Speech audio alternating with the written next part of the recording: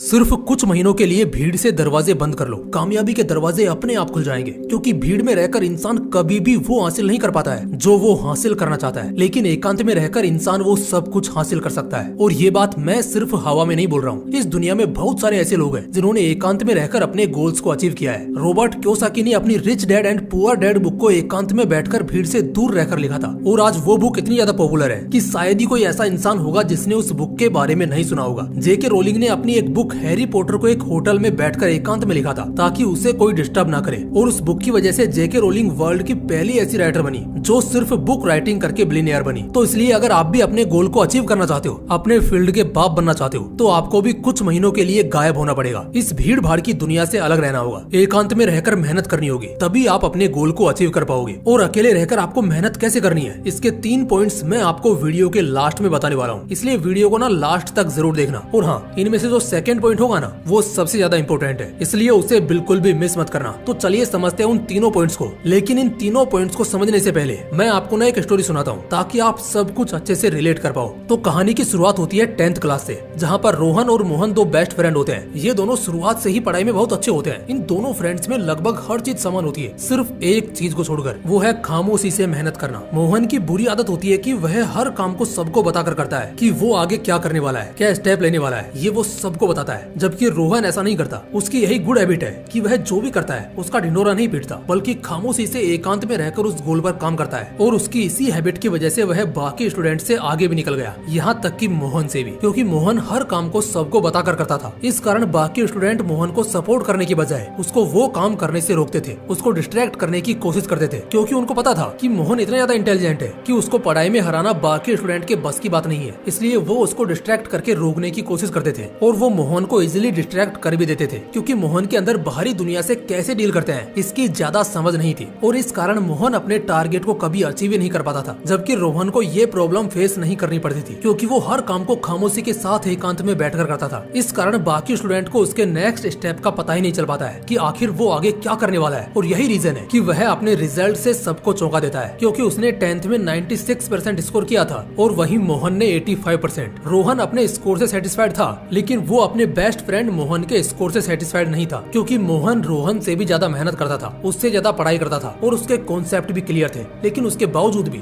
वह अच्छा स्कोर नहीं कर पाया। तो इसलिए रोहन अपने बेस्ट फ्रेंड मोहन के पास जाता है उसकी हेल्प करने, और उसको सब कुछ अच्छे से एक्सप्लेन करता है कि भाई तू ये गलती कर रहा है और बाकी स्टूडेंट तुम्हारी इसी गलती का फायदा उठा रहे हैं। और अब मोहन को सब कुछ अच्छे से समझ आता है कि आखिर वो क्या गलती कर रहा था और वह क्यों अपने टारगेट्स को अचीव नहीं कर पा रहा था। और इस हेल्प के लिए वह अपने बेस्ट फ्रेंड रोहन को थैंक्स भी बोलता है। और अब की बार 12th क्लास में वह भी भीड़ से गायब होकर खामोशी से मेहनत करता है। और अब की बार दोनों फ्रेंड्स अपने रिजल्ट से सबको चौंका देते हैं, क्योंकि मोहन साइंस स्ट्रीम से था और उसने 98% स्कोर किया, और रोहन कॉमर्स स्ट्रीम से था तो उसने 97.48% स्कोर किया। अब की बार दोनों फ्रेंड्स अपने रिजल्ट से सेटिस्फाइड थे। देखो, जब भी आप लोगों को बताकर कोई काम करते हैं तो वो हमारी उसमें हेल्प नहीं करते हैं, बल्कि इनडायरेक्टली हमें रोकने की कोशिश करते हैं। हम स्ट्रेटेजी बनाते हैं कि इस टारगेट को अचीव कैसे करें, और वो स्ट्रेटेजी बनाते हैं कि हमें अपने टारगेट को अचीव करने से कैसे रोकें। आप जितना ज्यादा ऊपर जाओगे वो इनडायरेक्टली आपको उतना ही नीचे खींचने की कोशिश करेंगे। अब मुझे उम्मीद है कि आप अच्छे से समझ चुके होंगे कि हमें भीड़ से हटकर एकांत में खामोशी के साथ मेहनत क्यों करनी है, हमें इस दुनिया के लोगों से गायब होकर मेहनत क्यों करनी चाहिए। और अब मैं आपको बताने वाला हूँ कि आपको लोगों के बीच गायब होकर अकेले में मेहनत कैसे करनी है, क्योंकि हमें एकांत में रहकर सोना नहीं है, लोगों के बीच से गायब होकर एकांत में मूवी नहीं देखनी है, सोशल मीडिया स्क्रॉल नहीं करना है, बल्कि अपने गोल्स पर मेहनत करनी है। एंड गायब होकर आपको क्या करना है और क्या नहीं करना है, इसके 3 पॉइंट्स अभी मैं आपको बताता हूँ। Number 1, master a skill. एक स्किल को मास्टर करो। आपको इस दुनिया के लोगों से गायब होकर किसी भी एक फील्ड में हद पार मेहनत करनी है, और उस फील्ड में इतना ज्यादा परफेक्ट बन जाना है कि उस फील्ड में आपको कोई हरा ना सके। आपको उस स्किल में खुद को इतना निखार लेना है कि उसमें गलती की कोई गुंजाइश ही नहीं हो। जैसे कि मिल्खा सिंह ने अपने आप को दौड़ में इतना ज्यादा परफेक्ट बना लिया था कि उन्हें फ्लाइंग सिख के नाम से जाना जाता है। इस तरह से शाहरुख खान ने बॉलीवुड में अपने एक्टिंग और टैलेंट के दम पर एक अलग ही पहचान बना रखी है, और इसी कारण उसे बॉलीवुड का किंग कहा जाता है। तो ठीक इसी तरह से आपको भी किसी एक स्किल में इतना ज्यादा परफेक्ट बनना है कि आपकी पहचान उस स्किल से होने लग जाए, और यह तभी पॉसिबल हो पाएगा जब आप उस फील्ड में कड़ी मेहनत करोगे,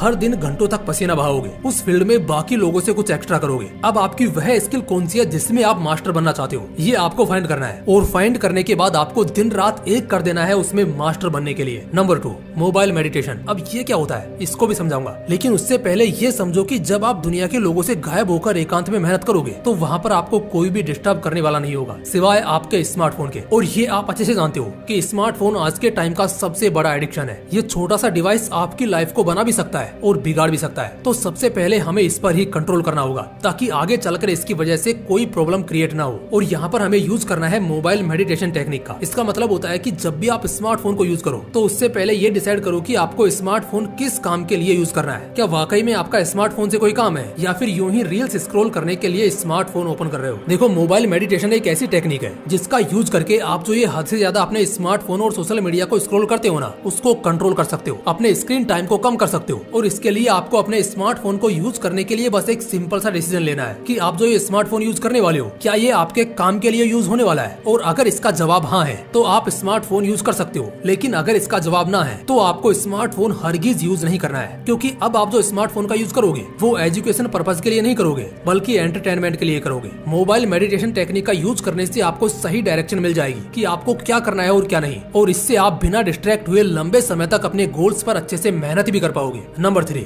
इम्प्रूव योरसेल्फ 1% एवरी डे। हर दिन खुद को 1% इम्प्रूव करो। और ये पॉइंट न्यूट्रिशन की तरह है। जिस तरह चाहे हम एक दिन में कितनी भी हैवी डाइट ले लें, कितना भी न्यूट्रिशन ले लें, लेकिन इसका मतलब ये नहीं है कि हमें अगले दिन न्यूट्रिशन की जरूरत नहीं पड़ेगी। हमें हर दिन न्यूट्रिशन की जरूरत होती है। ठीक उसी तरह से आप चाहे एक दिन में 24 घंटे लगातार मेहनत कर लो, लेकिन इसका मतलब ये बिल्कुल भी नहीं है कि आपको अगले दिन अपने गोल पर मेहनत नहीं करनी है, बल्कि सक्सेस पाने के लिए आपको हर दिन मेहनत करनी पड़ेगी। और देखो, जब हम खुद एकदम से बदलने की कोशिश करते हैं ना, तो ये पॉसिबल नहीं हो पाता है, क्योंकि हमें इतनी जल्दी कोई रिजल्ट नहीं मिलता है और हम खुद को बदलने के चक्कर में डिमोटिवेट होकर उस काम को ही छोड़ देते हैं। लेकिन जब हम हर दिन खुद को बदलने की कोशिश करते हैं ना, तो 1-1% करके हम पूरी लाइफ बदल सकते हैं और पता भी नहीं चलेगा। इसलिए हर दिन खुद को 1% बदलने की कोशिश करो, क्योंकि छोटे छोटे स्टेप्स मिलकर ही एक बड़ा बदलाव लेकर आते हैं। अगर आप ऐसा करते हो तो कुछ ही दिन बाद आप महसूस करोगे कि आप सच में बदल चुके हो, अपने आप को पहले से बेहतर बना चुके हो। तो गाइज, ये थे वो 3 पॉइंट्स जिनको आप एकांत में रहकर खामोशी के साथ फॉलो करके कुछ बड़ा फोड़ सकते हो। तो क्यों ना अब की बार इस भीड़ से गायब होकर एकांत में मेहनत करके कुछ बड़ा फोड़ा जाए, और सिर्फ नाम का ही नहीं, सच में गायब होकर दिखाओ। खुद को अपने गोल्स को पूरा करने में इतना फंसा दो कि लोग कहें कि यार ये बंदा आखिर कहाँ चला गया है। तो गाइस, भीड़ भाड़ से गायब होकर इन तीनों पॉइंट्स को फॉलो जरूर करना। तो कौन कौन और कितने महीने के लिए इस भीड़ से गायब होने वाला है, कमेंट बॉक्स में लिखकर जरूर बताना। आज के लिए बस इतना ही, बाकी फिर मिलते हैं नेक्स्ट वीडियो में। तब तक के लिए जय हिंद, जय श्री कृष्णा।